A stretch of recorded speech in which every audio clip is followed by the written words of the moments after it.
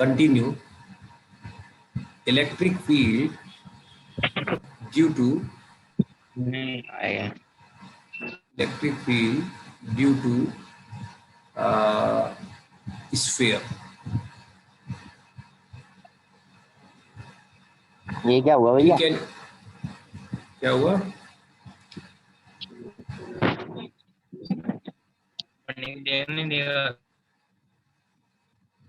ठीक है, मान लीजिए आपके पास ये एक स्फीयर है, ठीक, और इस स्फीयर के पास क्या है, चार्ज है। ठीक है, तो देखो सॉलिड स्फीयर के केस में क्या होता है, एक हॉलो स्फीयर होता है, एक स्फेरिकल शेल होता है, ठीक है, और एक सॉलिड स्फीयर होता है। तो हम इसको थोड़ा सा और अच्छा कर लेते हैं आपकी समझ के लिए, कि हम सिर्फ स्फीयर पे नहीं कर रहे हैं, हम स्फेरिकल शेल पे कर रहे हैं अभी। तो ड्यू टू भैया शेल। हाँ बोलो। मेरा इसमें सिर्फ campy+gmail.com has started screen sharing recording, बस यही आ रहा है, कुछ नहीं दिखाई। जिसकी जिसकी inner radius and outer radius measurable है ना, यानी मोटी सी लेयर है, जैसे गद्दे वाली बॉल आती थी। अगर आप गद्दे वाली बॉल को फाड़ के देखें बीच में से, तो उस केस में क्या होता था कि उसकी इनर रेडियस और आउटर रेडियस अलग अलग होती थी, कुछ मोटाई होती थी, तो उसको हम हॉलो स्फीयर कहेंगे।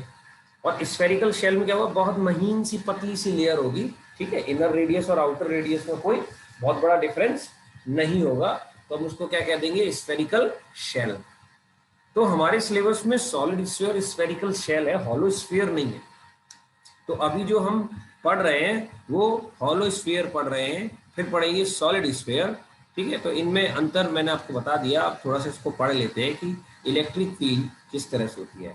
देखो, जितना भी अगर कोई अंदर से हॉलो है, क्या है, हॉलो, तो आप अगर अंदर चार्ज छोड़ते हैं ये प्लस, ये ऑटोमेटिक कहाँ चला जाएगा, सरफेस पे। ठीक है, तो आप लिखेंगे as we no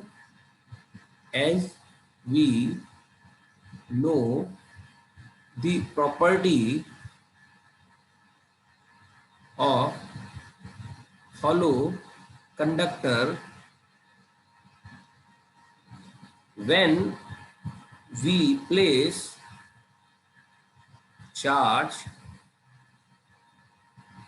inside it, it will move towards surface, और ज्यादा अच्छा वर्ड है, लगाएंगे टूवर्ड्स circumference ऑफ स्फीयर। यानी कि अगर आपने चार्ज सेंटर पे कहीं यहां भी छोड़ा, कहीं भी छोड़ा, तो ये किधर की तरफ भागेगा, ये सरफेस की तरफ भागेगा, और अंदर कोई भी चार्ज हमें नहीं मिलेगा। इतनी बात समझ में आती है आपको?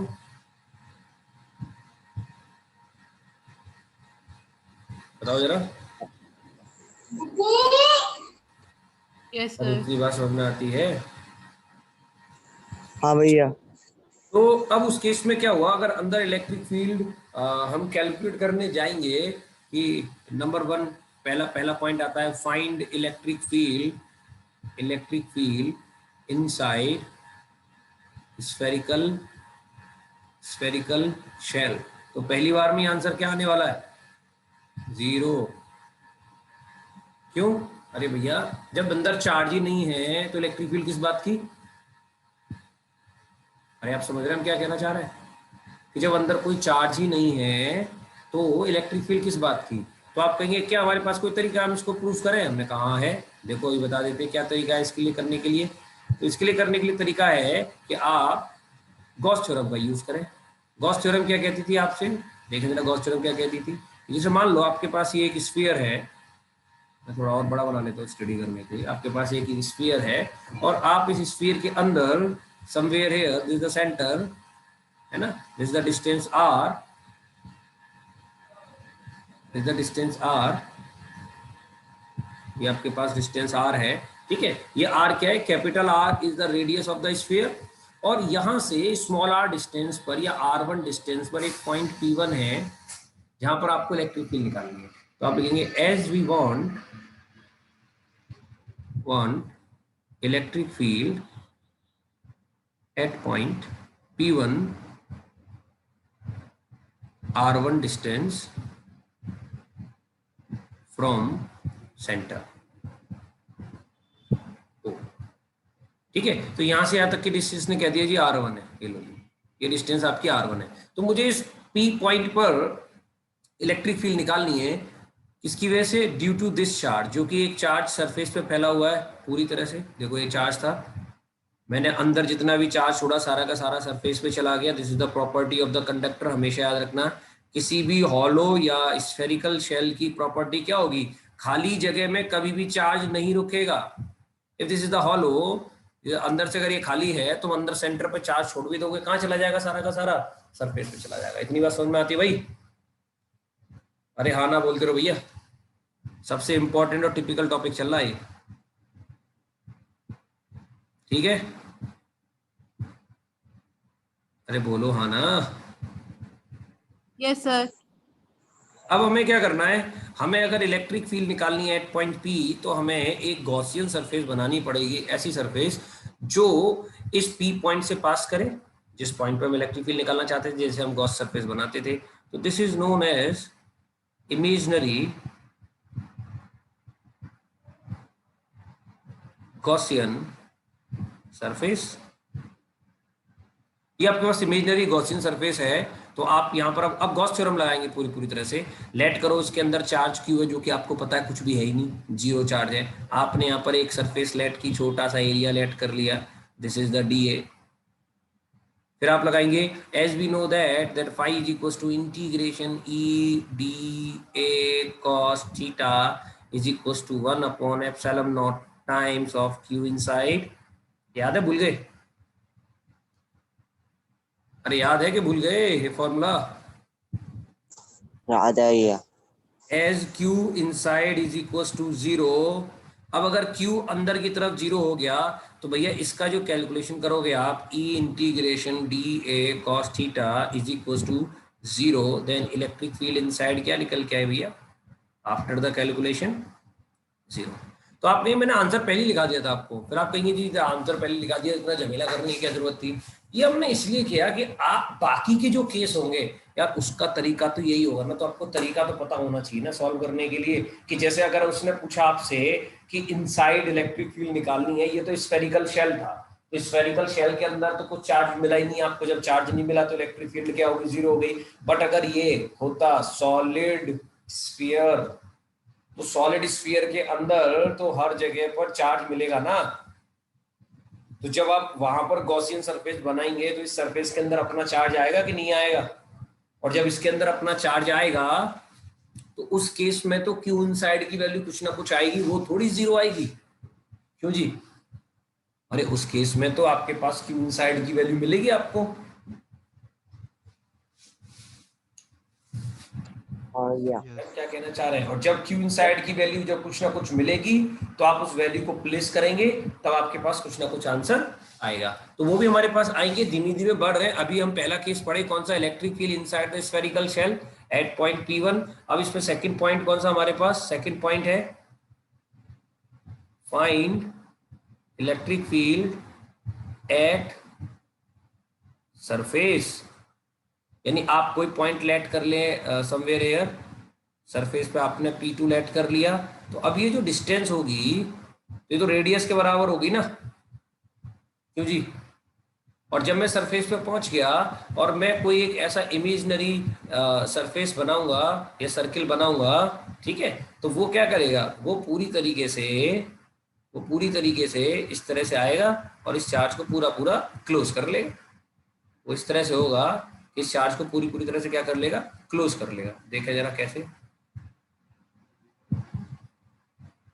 थोड़ा सा इसका लेते हैं यार, ज्यादा सेंसिटिव। ये हमारे पास गॉसियन सरफेस हमने बनाई, ठीक है, ये इसके ऊपर आएगी इस तरह से, रेडियस बड़ी छोटी बनाई।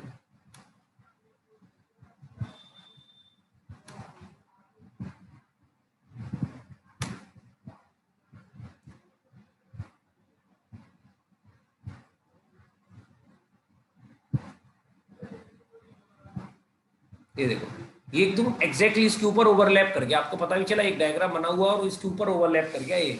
यानी कि अब अगर हम जब गॉसियन सरफेस बनाएंगे सेकंड वाले केस में, तो सेकंड केस में गॉसियन सरफेस एग्जैक्टली स्फीयर की रेडियस के बराबर होगी, और जब एग्जैक्टली स्फीयर की रेडियस के बराबर होगी इन केस ऑफ सेकंड, है ना, ये गॉसियन सरफेस है आपकी। तो गॉसियन सरफेस हमने इस तरह से बनाई है कि वो इस पॉइंट से पास हो, तो इस बार हमने डीए एरिया इसको ले लिया, दिस इज द डीए। तो एरिया वेक्टर कैसा हो जाएगा, परपेंडिकुलर, आपको पता है डीए कैप, और इलेक्ट्रिक फील्ड भी इसी डायरेक्शन में हो जाएगी, है ना, पॉजिटिव चार्ज की वजह से अवे हो जाती है इलेक्ट्रिक फील्ड, तो दोनों के बीच में एंगल कितना हो गया, 0। तो अब आप इस फॉर्मूले को बहुत इजीली लगा सकते हैं, करना कुछ नहीं है, करने का काम वही है जैसे आप पहले करते हुए आ रहे थे, ठीक है। आपको क्या करना पड़ेगा, आपको करना पड़ेगा सिंपल इस फॉर्मूले को लगाना है। देखें जरा कैसे लगाएंगे, कौन सा वाला formula, we know that phi is equal to integration E D A cos 0, because electric field and dA vector are in the same direction, then theta is equals to 0, that is equals to 1 upon epsilon naught times of q inside, और q inside कितना है, जितना आपका charge surface पे पड़ा हुआ है, that is q, सारा का सारा आ गया, ठीक है। तो यहाँ से इलेक्ट्रिक फील्ड बाहर आ जाएगी, अंदर कौन रह जाएगा, dA cos 0 होता है 1, this is the q upon epsilon. अब dA क्या है, स्मॉल सरफेस एरिया, जब आप इसकी लिमिट डालेंगे तो कम से कम कितना आएगा 0, और ज्यादा से ज्यादा कितना आएगा, गॉसियन सरफेस का सरफेस एरिया, तो गॉसियन सरफेस का सरफेस एरिया कितना है, 4 pi capital R square. Sphere का सरफेस एरिया क्या होता है, 4 पाई आर स्क्वायर। जैसे आप इसको सॉल्व करेंगे तो इलेक्ट्रिक फील्ड तो ई हो गया, लिमिट डालेंगे 4 pi capital R square minus के 0 is equal to Q upon epsilon naught, then answer is equal to Q is equal to 1 upon 4 pi epsilon naught Q by, यानी ये तो आंसर बिल्कुल ऐसे हो गया जैसे एक पॉइंट चार्ज के साथ। यानी कि अगर आप सरफेस पे इलेक्ट्रिक फील्ड कैलकुलेट करना चाहते हो किसी स्फीयर की वजह से, तो वो आंसर बिल्कुल वैसे ही आएगा जैसे कि कोई स्फीयर आपका पॉइंट चार्ज है। और आपको याद होगा ये कूलॉम्स ने भी बताया था, कूलॉम्स का फॉर्मूला पॉइंट चार्ज और स्फेरिकल शेल दोनों के लिए क्या था, एप्लीकेबल था। तो तब भी चार्ज कितना है क्यू, रेडियस कितनी है आर, तो आपने आप इलेक्ट्रिक फील्ड कैलकुलेट कर। बस थर्ड पॉइंट है आउटसाइड द स्फेरिकल शेल। तो आपके पास एक स्फेरिकल शेल है और उसके आउटसाइड आप किसी पॉइंट की स्टडी कर रहे हैं, ठीक है, जैसे स्फेरिकल शेल, ठीक है, तो आप इसके कहीं आउटसाइड स्टडी कर रहे हैं, ठीक है। तो ये मान लीजिए आपका सेंटर हो गया और ये आपकी रेडियस आर हो गई, और इसकी सरफेस पे इस तरह से हमारे पास चार्ज था,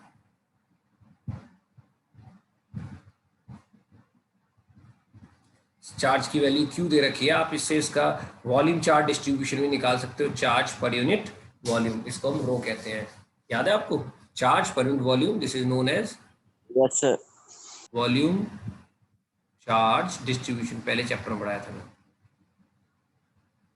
अब हमें क्या करना है, अब हमारे पास ये कोई पॉइंट है P, this the point outside the point, और इस आउटसाइड पॉइंट पे आपको इलेक्ट्रिक फील्ड निकालनी है due to this spherical shell. तो वो मान लीजिए यहाँ से यहाँ तक की डिस्टेंस है, ये आपने लेट कर ली है कुछ भी, मान लीजिए R3, इसको आपने P3 लेट किया, तो आपने इस डिस्टेंस को लिख दिया R3। Here R3 is the distance of the point and the center, okay? तो अब उस केस में अगर आप इसको क्लोज करेंगे तो आपको अगेन एक गॉसियन सरफेस की जरूरत पड़ेगी। तो आप क्या करेंगे, एक गॉसियन सरफेस लेंगे यहाँ से, और इस तरह से लेंगे कि ये चार्ज कंप्लीटली क्लोज हो जाए, देखो जरा, और ये जो पॉइंट है वो सरफेस पे आ जाए। तो हमने क्या किया, एक R3 रेडियस का हमने क्या किया, एक गॉसियन सरफेस बना लिया, this is the imaginary Gaussian surface, इसकी R3 रेडियस है। तो ये जो पॉइंट है वो सरफेस पे चला गया, और यहाँ पर छोटा सा आपने DA एरिया वेक्टर लेट कर लिया, जिसमें एरिया वेक्टर की डायरेक्शन हमेशा सरफेस के परपेंडिकुलर होती है। दूसरा, ये पॉजिटिव चार्ज है तो इलेक्ट्रिक फील्ड भी इसी डायरेक्शन में होगी, away from the surface, this is the electric field, और दोनों की डायरेक्शन सेम में है, तो थीटा कितना निकल के आने वाला है, 0 आने वाला है। तो आप क्या करेंगे, सिंपली एज वी नो, हमें क्या पता है कि जो फाई की वैल्यू होती है वो integration E D A cos theta होती है, जिसकी वैल्यू होती है 1 upon epsilon naught times of Q inside. ये हमें पता है। तो जैसे आप इसको यूज करेंगे तो इलेक्ट्रिक फील्ड कैलकुलेट करने के लिए इलेक्ट्रिक फील्ड बाहर आएगी, अंदर कौन रह गया, dA cos थीटा कितना है 0, cos 0 1 होता है, that is 1 upon epsilon naught times of q inside. अब अंदर तो टोटल चार्ज पड़ा हुआ है ना, सारा का सारा चार्ज जितना भी अंदर पड़ा हुआ सब क्लोज हो गया और उसकी वैल्यू कितनी रखी थी q, तो आप इसको q लिख देंगे। बट इस बार जो गॉसियन सरफेस है वो आपकी r3 रेडियस की है। कैसी है गॉसियन सरफेस, किसकी है, r3 रेडियस की। तो कम से कम सरफेस एरिया कितना हो सकता है 0 और ज्यादा से ज्यादा सरफेस एरिया कितना हो सकता है 4 पाई r3 स्क्वायर। समझ में नहीं आया भाई, क्योंकि आप इंटीग्रेशन जो करोगे, जो आपने स्मॉल एरिया ले रखा है उसी को तो इंटीग्रेट करोगे ना आप, क्यों भाई, स्मॉल एरिया गॉसियन सरफेस के ऊपर ले रखा है, गॉसियन सरफेस का छोटा छोटा एरिया 0 है, बड़े से बड़ा एरिया r3 है, तो 0 से लेके 4 पाई r3 स्क्वायर। पता है, यहाँ तक किसी को प्रॉब्लम है, हो गया बस। अब तो ये इंटीग्रेशन डीए का ए हो जाएगा और एक जगह आप लिखेंगे 4 पाई r3 का स्क्वायर, एक तरफ लिखेंगे 0 is equal to q upon epsilon naught, then answer goes to final answer 1 upon 4 pi epsilon naught q upon r3 का स्क्वायर। यानी जो डिस्टेंस है हमारी सेंटर से लेके पॉइंट तक की वो डिस्टेंस है। अगर कोई ग्राफिकल रिप्रेजेंटेशन आपसे पूछे कि यार एक ग्राफ प्लॉट करो जो इलेक्ट्रिक फील्ड और डिस्टेंस के बीच में ग्राफ बनाना है आपको, ऐसे कोई कहे आपसे, तो आप क्या करेंगे, सिंपली एक इस तरह से ग्राफ बना लेंगे, लाइन बना लेंगे, ठीक है। और ये ग्राफ आपका जो है रन कर रहा है वो ओरिजिन से रन कर रहा है, जैसे ओरिजिन सेंटर यहाँ से जैसे ओरिजिन 0 0। तो अगर आप ध्यान से देखें कि आप जब तक 0 से लेके सेंटर तक पहुंचे थे, यानी कि जब आपकी डिस्टेंस कैपिटल R के बराबर हुई थी, तब तक आपकी इलेक्ट्रिक फील्ड 0 थी, तो आपका जो ग्राफ है वो 0 के पैरेलल चलेगा। याद है आपको, नहीं है, inside the spherical shell throughout electric field goes to 0, ठीक है। उसके बाद क्या हुआ था, उसके बाद ये हुआ था कि फिर हमारे पास इलेक्ट्रिक फील्ड अचानक आ गई थी, जैसे हम सरफेस पे आए थे, तो अचानक आएगी तो इस तरह से एक लाइन आ गई, ये आ गई, ठीक है। अब ये इलेक्ट्रिक फील्ड ये बताती है कि आपके पास इलेक्ट्रिक फील्ड की वैल्यू आ चुकी है इस पॉइंट पर, जो कि कितनी है, कितनी है इलेक्ट्रिक फील्ड आपके पास। तो इधर देखो, जैसे आप आर, यानी कि आप यहाँ से सेंटर से बढ़ते बढ़ते सरफेस पे जैसे आप इस पॉइंट पे पहुंचे हो, तो तुरंत आपके पास एक इलेक्ट्रिक फील्ड की वैल्यू आई थी, याद करो भी पीछे हमने निकाली, कितनी आ रही थी value 1 upon 4 pi epsilon naught q upon में r स्क्वायर, ये वैल्यू आपके पास यहाँ पर आ गई थी। फिर उसके बाद क्या हुआ, उसके बाद ये हुआ कि जैसे आप सेंटर से आगे बढ़ रहे थे तो आपकी इलेक्ट्रिक फील्ड डिक्रीज होने लगी, because electric field is proportional to 1 upon r की पावर 3, तो 1 अपॉन r3 की पावर 2, यानी कि electric field proportional to distance square. तो डिस्टेंस स्क्वायर का प्रोपोर्शनलिटी होल्ड होता है तो ग्राफ कुछ इस तरह से आता है, आपको याद होगा, लाइक दिस, कुछ इस तरह से ग्राफ आता था हमारा, याद है नहीं, ये है proportional to 1 upon r square graph. तो इस तरह से आपका ग्राफ चलेगा। तो यहाँ पर तो इलेक्ट्रिक फील्ड 0 रहेगी जब तक आप अंदर रहेंगे नहीं, जब तक आप सेंटर से पेरीफेरी तक पहुंचेंगे, सरफेस तक पहुंचेंगे, तो आपकी इलेक्ट्रिक फील्ड क्या आ रही थी, 0 आ रही थी। यानी कि आप इनसाइड किसी भी पॉइंट पर इलेक्ट्रिक फील्ड कैलकुलेट करोगे, that goes to a value of 0। और जैसे आप r small r equal to r, यानी कि आपकी position of the point is at the surface, तो आपके पास तुरंत एक वैल्यू मिलेगी 1 upon 4 q upon r square. और आफ्टर दैट क्या हो जाएगा, ये इलेक्ट्रिक फील्ड डिक्रीज होना शुरू हो जाएगी जैसे आप सरफेस से बाहर निकलेंगे, क्यों होने लग जाएगी, ऊपर फॉर्मूला लिखा है electric field proportional to distance का स्क्वायर इन इनवर्सली। तो इनवर्सली का रिलेशन तो ये कहता है as the distance is increase electric field decrease. तो मैंने ग्राफ बना दिया जो 11th क्लास में आपको ग्राफ पढ़ाए थे, y proportional to 1 upon r square के, ठीक है। तो वो डिक्रीजिंग ग्राफ आपका हो गया। तो जरा क्विक बेटा देख लो, इसमें कोई दिक्कत है जो हमने पेज अभी तक पढ़ाया है। चलो, तो अभी हमें क्या निकालना था, electric field due to solid sphere निकालना था। सॉलिड स्फीयर के केस में क्या कैटेगरी होती है कि जो भी चार्ज आप सरफेस पे छोड़ेंगे या कहीं भी छोड़ेंगे, वो थ्रू आउट द कंडक्टर आपको चार्ज मिलेगा, थ्रू आउट द कंडक्टर, है ना, ये इसकी खासियत होती है। तो मान लो ये इसका सेंटर है O, again this is the radius of the sphere R। तो हम इसमें पहले निकालते हैं, कहां पर निकालते हैं, इनसाइड द स्फीयर। तो ना इसमें बस यही एक केस अलग है, बाकी दो केस के आंसर सेम आएंगे जो उसके लिए आ रहे थे। तो अगर आप डायग्राम बना के समझना चाहें तो जल्दी समझ में आ जाएगा आपको।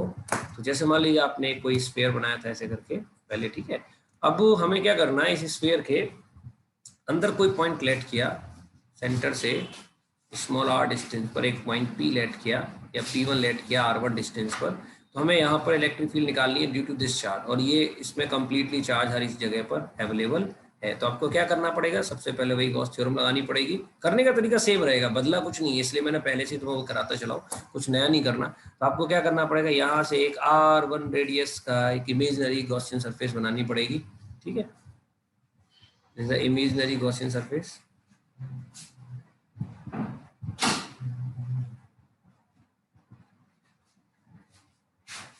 आपने एक इमेजिनरी गॉसियन सरफेस यहाँ पर बना दी और फिर लेट कर ली, यहाँ पर एक छोटा सा सरफेस लेट कर लिया आपने। ठीक है, इसका एरिया वेक्टर अगेन जैसे था पहले डीए कैप, इसकी इलेक्ट्रिक फील्ड अगेन जैसे आपने पहले निकाली थी ई कैप, दोनों पैरेलल होंगे, थीटा 0 हो जाएगा। तो आप लगाएंगे वही फॉर्मूला, कौन सा, phi is equal to integration E dot d A cos theta is equal to 1 upon epsilon naught times of Q inside. तो ध्यान देने वाली बात यहाँ पर क्यू इनसाइड है, क्या है, क्यू इनसाइड, ये आपके कैलकुलेटेड डाटा है। क्यू इनसाइड मतलब जो सिर्फ इसके अंदर अंदर का चार्ज है। अब देखो चार्ज तो थ्रू आउट सब जगह था, यहाँ बाहर भी चार्ज था, हर जगह चार्ज था उसके पास, लेकिन हमने कौन सा चार्ज लेना है, सिर्फ ये अंदर वाला चार्ज लेना। तो वही हमारा काम है। तो यहाँ से इलेक्ट्रिक फील्ड को बाहर निकाल देंगे, अंदर रह जाएगा डी ए कॉस 0 1 हो गया, 1 upon epsilon naught times of Q inside, और इंटीग्रेशन करेंगे यहाँ पर 0, कम से कम एरिया कितना होगा 0, और ज्यादा से ज्यादा कितना हो जाएगा 4 पाई, जो डिस्टेंस थी r1, तो r1 स्क्वायर गॉसियन सरफेस जो हमने बनाई थी उसका रेडियस डालेंगे। यहाँ तक तो कोई दिक्कत नहीं है, बस इसमें एक एक्स्ट्रा जो काम हमें करना वो क्यू इनसाइड कैलकुलेट करना, तो मैं आपको भी कैलकुलेट करना सिखाऊंगा। फिलहाल इस स्टेप में कोई प्रॉब्लम किसी को भी? No sir. अब वो क्यू इनसाइड कैसे कैलकुलेट करोगे, इसे कैलकुलेट करने का तरीका बिल्कुल सिंपल है। जैसे आपको 11th क्लास में याद है, गॉस ग्रेविटेशन वाला जब चैप्टर पढ़ रहे थे और आपने value of small g at depth निकाली थी, तो वहां पर आपको याद होगा सरफेस से हम डेप्थ पे ऐसे चल के आए थे, तो वहां पर हमने इमेजिनरी अर्थ बनाई थी अंदर वाली, और उस अर्थ का मास निकाला था, याद है किसी को? Yes sir. बिल्कुल वैसे ही करना है। मास डेंसिटी, वहां हमने मास डेंसिटी यूज की थी, यहाँ रो यूज करेंगे। रो क्या होता है, चार्ज पर यूनिट वॉल्यूम। ठीक है, तो एक बार हम यूज करेंगे इसको टोटल के लिए, और एक बार हम इसको यूज करेंगे इनसाइड के लिए, अंदर वाला वॉल्यूम। अब देखो जरा, टोटल चार्ज कितना था Q, टोटल वॉल्यूम कितना था 4/3 pi capital R Q, here capital R the radius of the solid sphere, that is inside charge कितना था Q इनसाइड, ये तो हमें निकालना है, डिवाइडेड बाय इनसाइड वॉल्यूम कितना होगा 4/3 पाई स्मॉल r1 की पावर 3, क्योंकि अंदर वाली की रेडियस स्मॉल r1 है ना, 4/5 से 4/5 कट गया, और यहाँ से सॉल्व करने के बाद Q इनसाइड की जो वैल्यू आपके पास आई वो r1 बाई कैपिटल R की power 3 multiplied by total charge. बस इतना सा काम एक्स्ट्रा था इसमें, और ये आप पहले भी कर चुके, नया काम नहीं है कुछ। तो यहाँ से इलेक्ट्रिक फील्ड की वैल्यू क्या आएगी, E is equal to upper limit 4 pi r1 का square minus 0 is equal to 1 upon epsilon naught times Q inside की वैल्यू कितनी है, वो है r1 की पावर 3 अपॉन कैपिटल R की power 3 multiplied by total charge. तो यहाँ से आ जाएगा E is equal to 1 upon 4 pi epsilon naught r1 की पावर 3 अपॉन r1 की power 2 multiplied by capital R की power 3 multiplied by Q। r1 की पावर 3 r1 पावर 2 काट पीट करके आपका फाइनल आंसर आ गया 1 upon 4 pi epsilon naught Q upon RQ small r1। This your answer.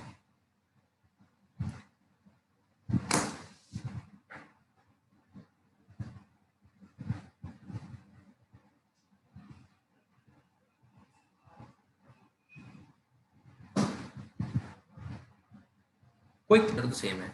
जो अदर टू केस थे वो दो क्या थे, आउटसाइड, एक तो एट सरफेस था, तो जैसे आप एट सरफेस निकालेंगे तो वही आंसर आएगा पुराना वाला, ई D a integration 1 upon epsilon not, surface पे तो टोटल चार्ज पड़ा हुआ है, तो इसका आंसर सॉल्व होकर वही आ रहा था 1 upon 4 pi epsilon naught Q by R square. यानी कि सरफेस वाला आंसर और आउटसाइड वाला आंसर दोनों आंसर क्या आएंगे हमारे पास, सेम जो पहले आ रहे थे।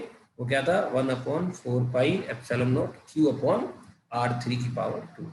क्योंकि आउटसाइड, अब देखो इसके आउटसाइड अगर कोई आपने पॉइंट लिया यहाँ पर, तो जब इसके आसपास आप एक इमेजिनरी गॉसियन सरफेस बनाएंगे ऐसे करके, तो ये बताओ क्या अंदर वाले चार्ज पे कोई फर्क पड़ने वाला है क्या? क्यों जी?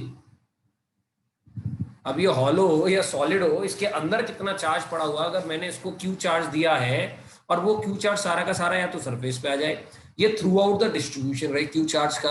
अगर मैं बाहर किसी पॉइंट को निकालता हूं और बाहर में अपनी गॉसियन सरफेस बनाता हूं और फिर मुझे ये फॉर्मूला अप्लाई करना है और जिसमें मुझे अंदर वाला चार्ज देखना है, तो भैया अंदर वाले चार्ज पे कोई फर्क पड़ेगा? क्यों जी?